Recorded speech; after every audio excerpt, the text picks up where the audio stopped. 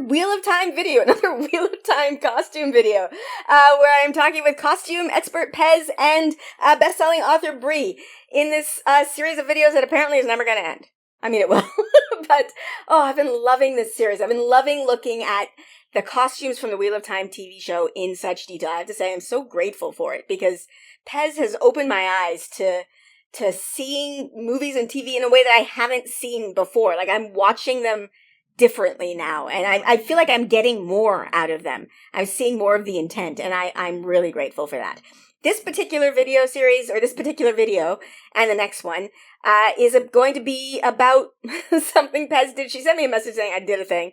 I'm sure she was more articulate than that, but whatever. She told me she had murderboarded the Aes Sedai, and if you're wondering what that means, she's going to explain it in the video. But I would say this particular video is an introduction to the murderboarding. She goes through all of her thought process, the details, the reason that she was looking at the things that she was looking at, and then we begin the murderboarding.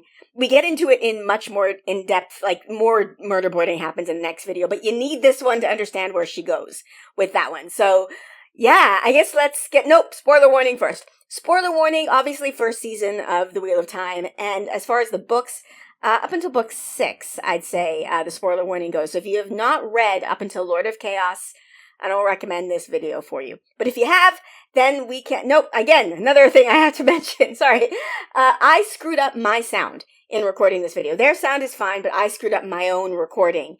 So I fix it as much as I can, but there is an old-timey radio quality to my voice that I cannot adjust. I fix it as much as I know how to do. So just know that going in, and apologies in advance. And with that out of the way, let's get into it. Let's be nerdy, bitch. Let's be nerdy, let's be nerdy. Let's be nerdy, bitch. Let's be nerdy, bitch. Let's be nerdy, let's be nerdy, bitch.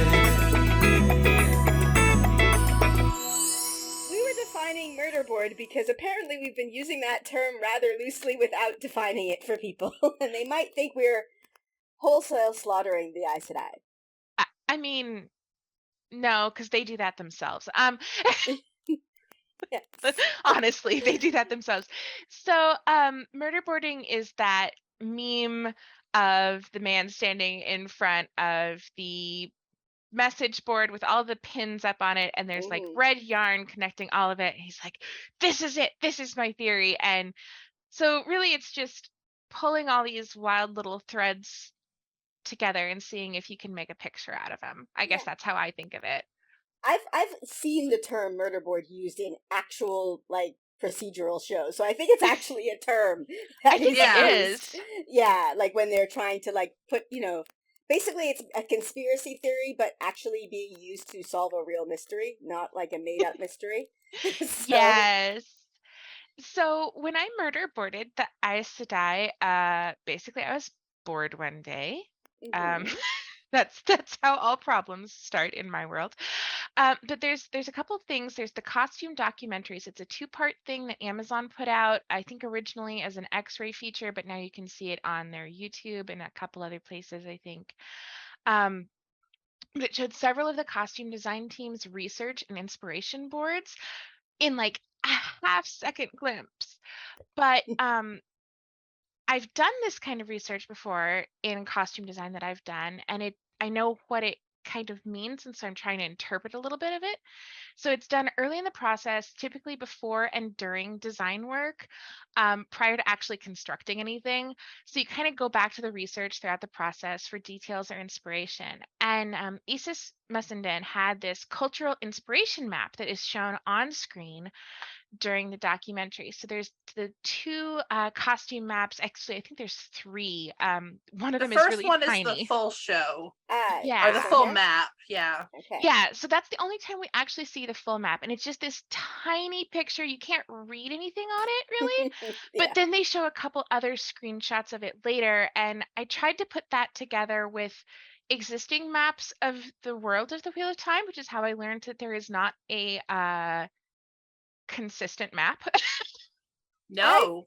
I've heard, I think actually probably just from you, Bree, the inconsistent map. But because I'm not visual, I don't notice it. I'm just like, it's a general shape. I just move on with my life. But Yeah. If you guys would like to hear the process, or at least my experience of getting a map into a book at Tor, basically what happens, and like this has happened to me 3 times now, and I was not prepared any of them, is they will ask me for what they call like map scrap. So like basically they're asking me for my notes, for my details, so that an artist can go make a map. And like there are lots of ways to do it. You could provide one. You could, work with them, like have one already that an artist like. So I basically was go into Photoshop and be like, where is everything? And like start trying to really ugly rough out a map. And I'm pretty sure that different people were hired to do these Wheel of Time ones. Like I'm sure out there's a lot of backstory on the process. I'm pretty sure Tor.com has a couple posts doing deep dives into them. Probably, yeah. But like, yeah, it can be a sort of evolving organic process. And I think it depends on if, you are an author who goes in like, here's my beautiful constructed map that I've either made myself or paid someone to do. Or if you're more like me and someone's like, we need map scrap in 24 hours, and you're like, oh, fuck. We put a map in the first book, now we have to do it in all the books. Right. So this one is just like, honestly, it looks like something somebody drew on a tablet would be my guess, especially based on how the font looks and everything. But this is just like this general blob. And the really interesting thing to me is this text here along the right side, because what we have is the designer's notes on real world locations, cultures, aesthetic influences that are being used in the show in a variety of ways to create looks for these show locations. So part of the reason I was looking at the book maps as well was because like Candor shows up in Andor, and I didn't know if those were the same, but I didn't think they were, and I'm pretty sure they're not. No, Candor and Andor are not the same, but I never really thought about that. I didn't either until just now. Candor is just Andor with a K. Yes. It's things like that you go, oh wait. I remember the moment when I was like, oh my gosh, Bail Domon, Damani, Era Doman. What the hell, Robert? Oh no! The other thing that they show this map a couple times, and there's different lists that are, well, it's the same list that shows up, but it's a little more legible in the 2 different versions. Mm-hmm. But they also had a board of inspiration for the patterns, colors, and trim used specifically for the Aes Sedai. So we have the different Ajas. We've got red, brown, yellow, green, blue, gray, white. Mm-hmm. And then there's also a board that they show at another point in the documentary that has the types of textiles and textile patterns or treatments that were used to indicate specific costumes that were shown very, very, very briefly in the documentary. And one thing that's really intriguing to me is you see this like tiny 1-inch strip on the far right side of this that appears to match that interesting coat that Rand is wearing when we think he's trying to be in disguise. And they didn't show the country on this one in the behind the scenes. So there's another little pin for the conspiracy board. But these are the cultural influences. And there was a couple people we were discussing this with on Bree's server when I was kind of just throwing all of this together. One of the things that's important to understand is that just because we have one textile or one type of textile or pattern for a specific country that associated with the real world doesn't mean that's the only one from that country. Of course, there's a lot of patterns, there's a lot of variations, and I figure this is probably a very, very early design meeting slide that was like, we're thinking this, and then there's going to be variations within that. So I wanted to offer that as a point of clarification. But this is where I started my real murder boarding from. Yes. Because people have been asking me, do you know who the sitters are? And I mean, no, but we can figure it out. Yeah. And like this, the first thing that's jumping out to me, of course, is the paisley. Yes. And we saw that on the sleeve in my favorite one of Swan's outfits. Yes. Like it was the pattern inside her, it was the lining of her gold suit. I don't know what to call yeah, it. Yeah. her gold outfit that she wears when she meets with Egwene and Nynaeve and Yes. Moiraine. Yeah. So, and we also see this in other places. So, what I started doing was trying to figure out, can I identify where the various sitters are from? On the off chance somebody is listening to this or watching this and has not read the books, the sitters, to be clear, are the people who sit and represent the different Ajas in the Hall of the Tower. They're nominally in charge. Each different Aja has 3 sitters, with one notable exception in the show, which is the Greens. We don't see 3 for the Greens, but the implication is that Karenni is probably the 3rd. Yes. At least that's kind of my assumption. I could be Yeah. wrong. I am totally an assumption. pretty sure. Yeah, I think that's the Yeah. implication here, because it's she's in the middle. She probably would have been the general. Yeah, that's Yeah. kind of what I was thinking. I mean, and that's a huge blow to the Aes Sedai to lose her. So I started trying to find pictures or stills or screenshots of the different combinations of sitters. So there's the blues, there's the whites. I mean, we can show them in any order. Yeah, I mean, I've got the blues right here at the beginning. Sure. Oh, that one blue dress that you've highlighted there. Okay. I love that dress. Yeah. Yes. And they're all very different, and yet they still, because they're all in a unified color palette, you can tell that they are with each other. Yes. And I wanted to see if we could figure out which countries they might be from based on those costumes. So I went and I looked at all of the sitters that I could find. So starting with this blue sitter on the left. I just started making notes about each of them. So she's got the long, dark, curly hair. She's wearing her hair partially up, partially down. From what I can tell, hair isn't really my specialty, I'll be honest. But she's got this high-collared pale blue shirt or blouse. It's got a center front closure. The bloused sleeves that gather into cuffs that appear to have a princess point, which is if you've seen Disney's Sleeping Beauty, she's got the little V shape that goes down toward her fingers. That's that kind of thing. And she's got this slightly darker, very widely open blue vest. It may not be a vest, but that's my guess. It almost looks like suspenders, and I'm loving the Aes Sedai suspenders.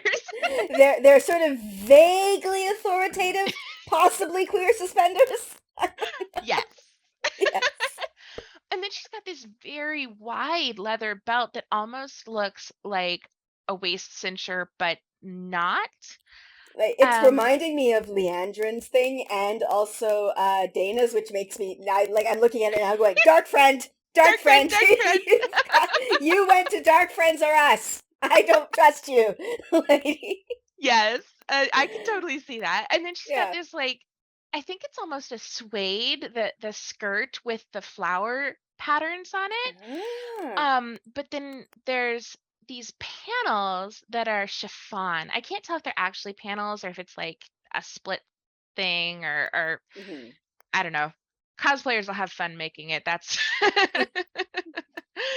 that's the deal with her. So I just was making all these notes on what they all are. Then we have the central blue sitter, Maigen, who is the only one whose name we know, I think. And she's wearing the darkest of the blues from the blue sitters, which is also a darker shade than we ever see on Moiraine, which is interesting.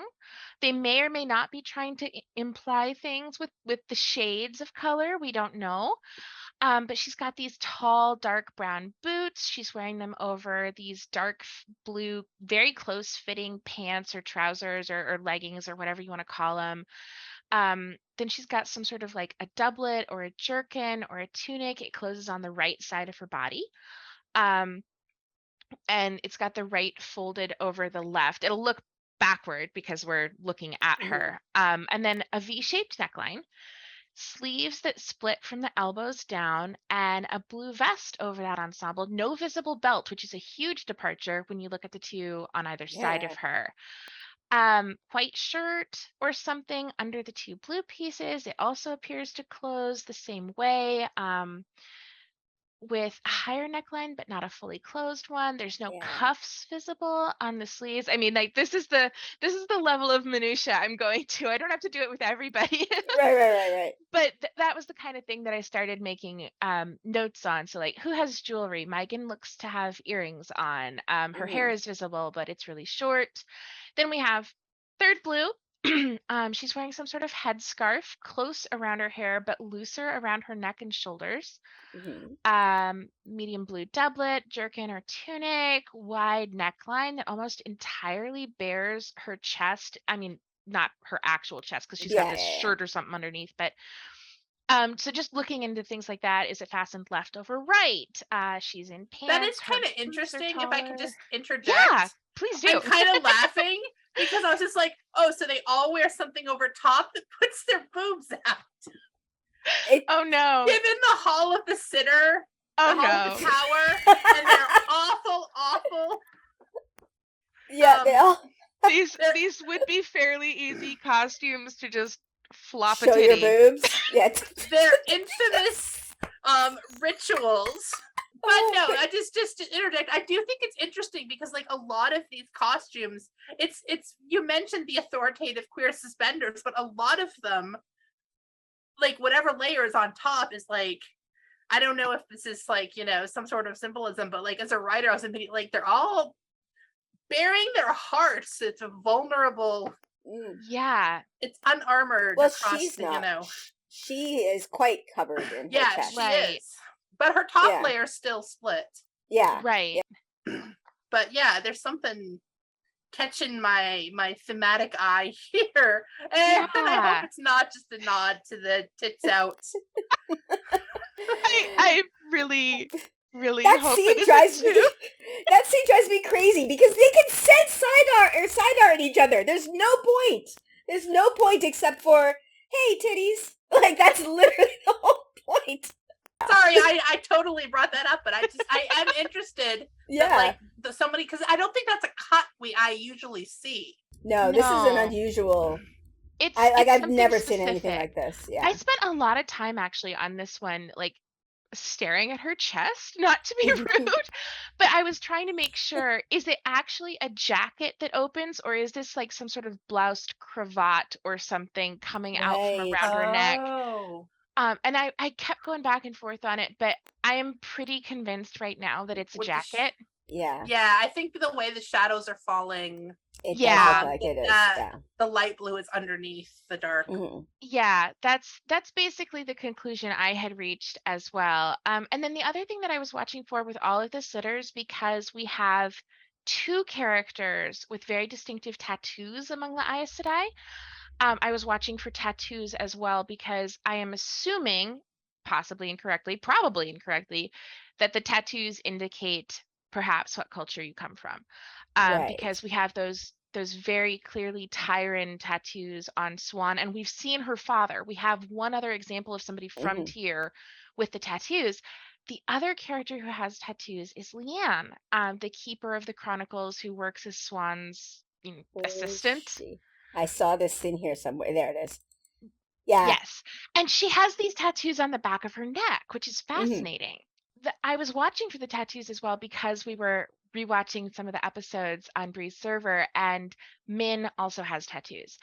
And Min has tattoos on her neck and her face and her chest, and it made me wonder if they were using the tattoos on Leanne to indicate the ties between Leanne's character, Swan's character, and Min's character, and maybe establish a relationship that they have in the books earlier in the show. Yeah, that's a really cool thing to notice. I wouldn't have. I don't think I caught Leanne's tattoos. Leanna's. I don't know how to say it. Tattoos I at don't know all. either.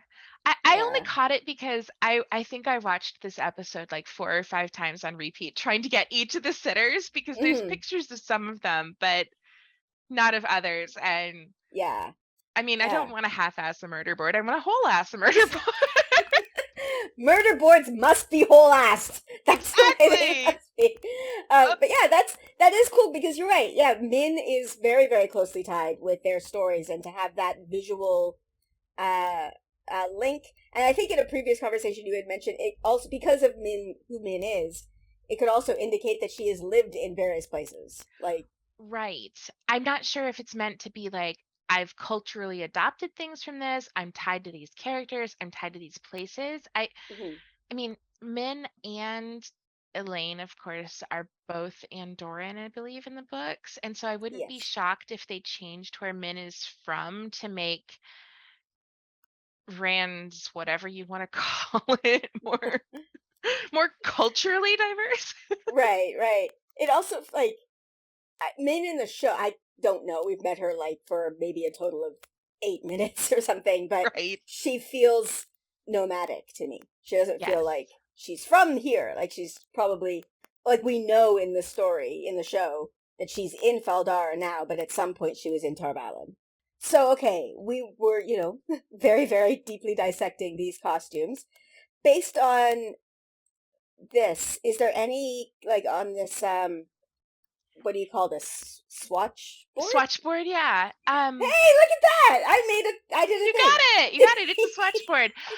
So yes, if we go and look at that first blue sitter again, and then we Mhm. compare the flowers on the Toman head swatch to the flowers on her skirt, if you flipped that top flower upside down, it looks very similar to me. It's got that kind of bell shape, and then the leaves are in a sort of similar shape.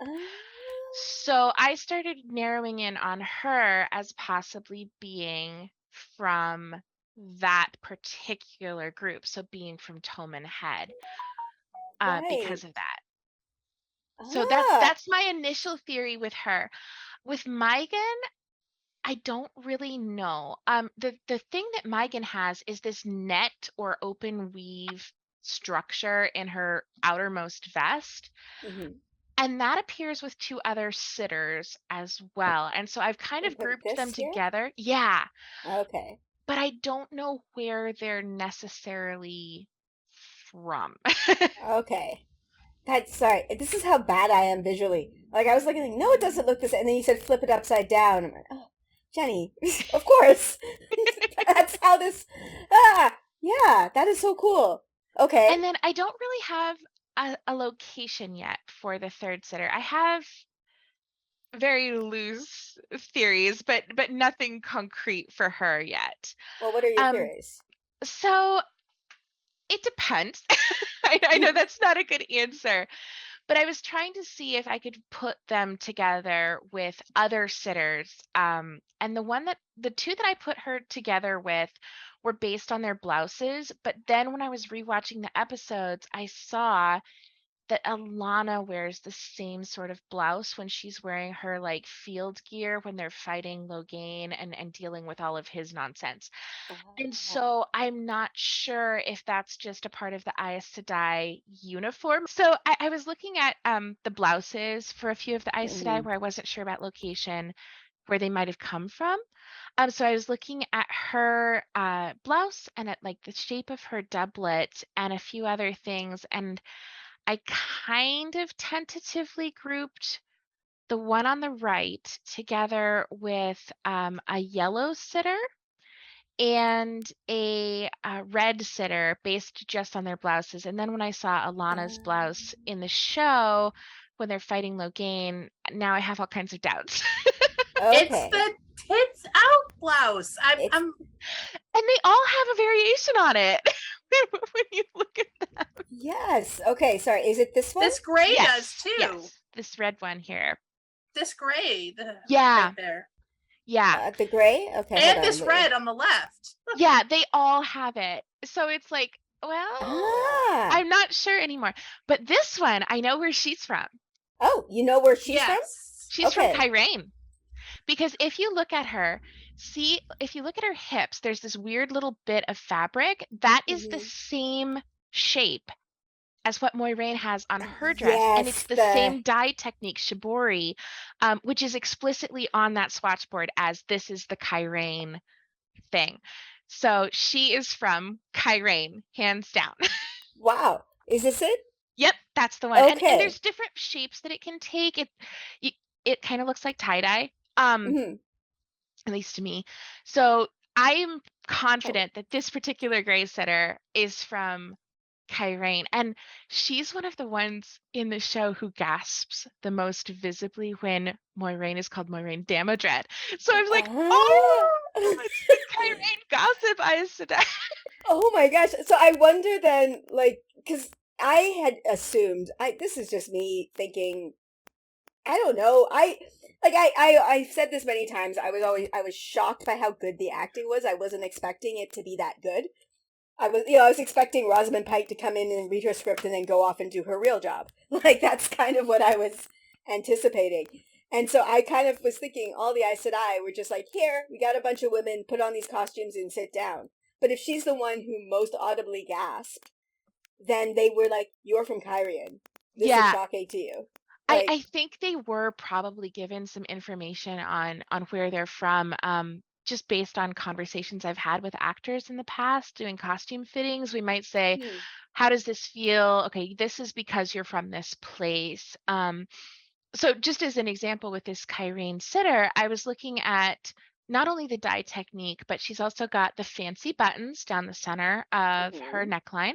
She's kind of got the princess sleeve thing going on. So does Moiraine. Right.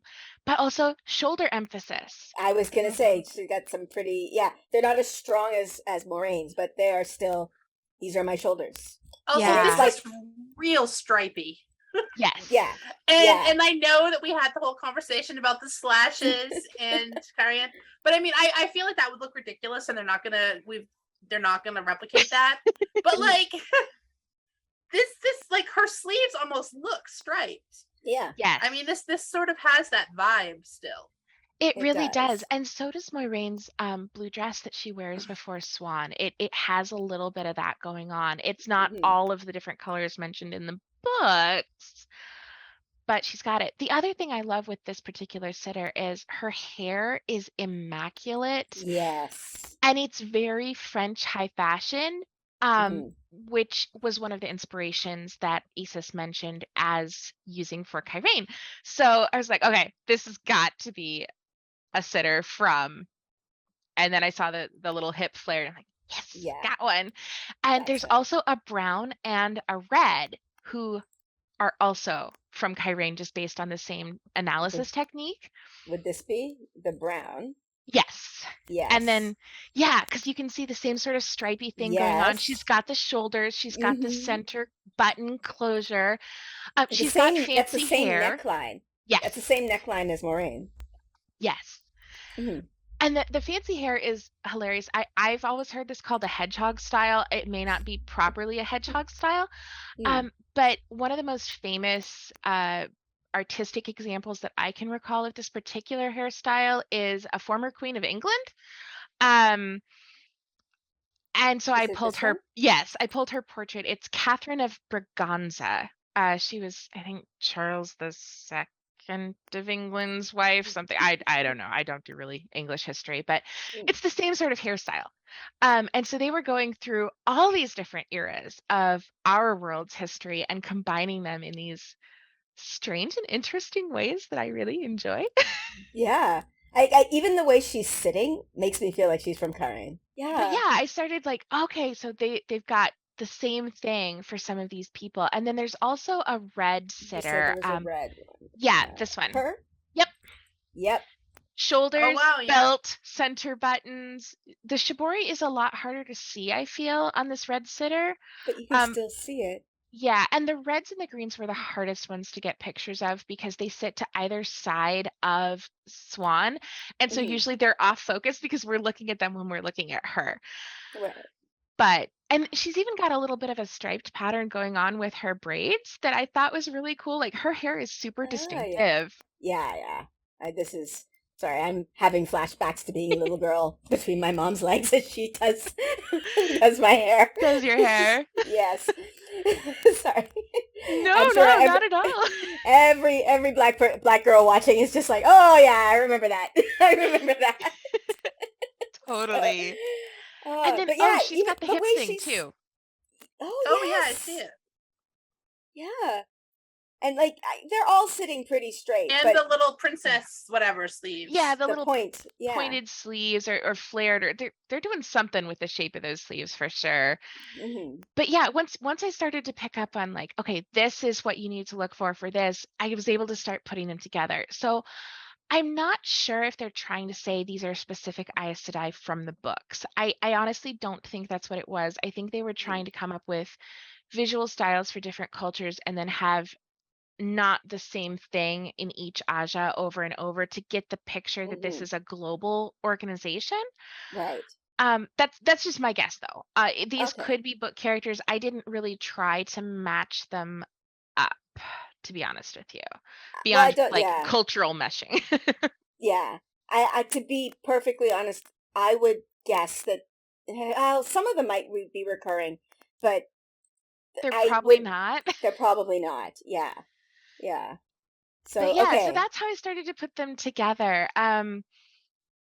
Just that kind of thing. Like how can I piece these people together from different bits of their costumes? So Mhm. when I'm Okay. murderboarding, that's what I'm doing. I love it. I absolutely love it. So yeah, I hope you enjoyed that. Like I said, this is part 1. Part 2 of the murderboarding is gonna come next in the next video, where we start like literally showing all the connections between all of them. Before you see that, are there any connections that you are making? Are you able to see where they're coming from? What were your favorite of the Aes Sedai costumes? Let me know in the comments below. And if you like my content and you want to support me, I do have a Patreon. It is linked in the description below. And I am so grateful to my patrons for your support. I would not be able to keep doing my channel if it was not for you. So thank you so much. I really am grateful to all of you. And with that, I am going to end this here. So please like, subscribe, and I'll see you for the next one. Bye. I just went, oh. Say flop a titty. Yes.